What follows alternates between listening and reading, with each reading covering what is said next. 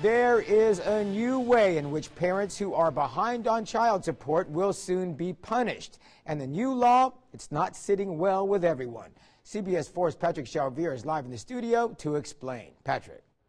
Eddie, the Texas Attorney General's office will now block parents from renewing their vehicle's registration if they're behind on child support payments. And one attorney says the punishment is unfair.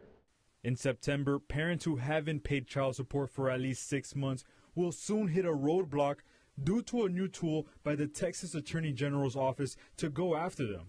But one local attorney says the policy does more harm than good.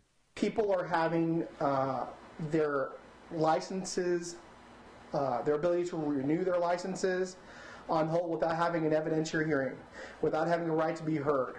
And that's called a lack of due process. And if anybody should know that, our leaders of the great state of Texas should know that. Parents who are behind on child support over 6 months will be receiving a letter from the Attorney General's Child Support Division just before their vehicle registrations expire and being told of the hold. The measure will only apply to registrations with renewals beginning in December, but attorney Rick Barrera says taking away a necessity for Valley families isn't the answer. This is not a big city like Chicago or New York or Houston.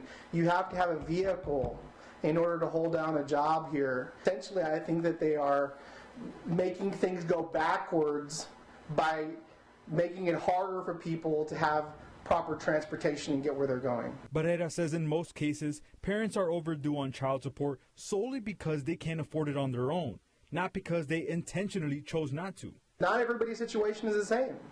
And having a human being like a judge decipher what should be withheld or taken away or enforced is a better way of doing it. Residents we spoke to say sometimes actions like these are necessary to help solve this financial problem. Maybe now then they will try to, do their child support they're doing for their kids. Penalize them that way. If they can't drive, eventually they'll pay up to do it. So there may be a silver lining. The Child Support Division says a payment system must be set up and fulfilled so parents won't have to pay the total amount up front to have the hold removed.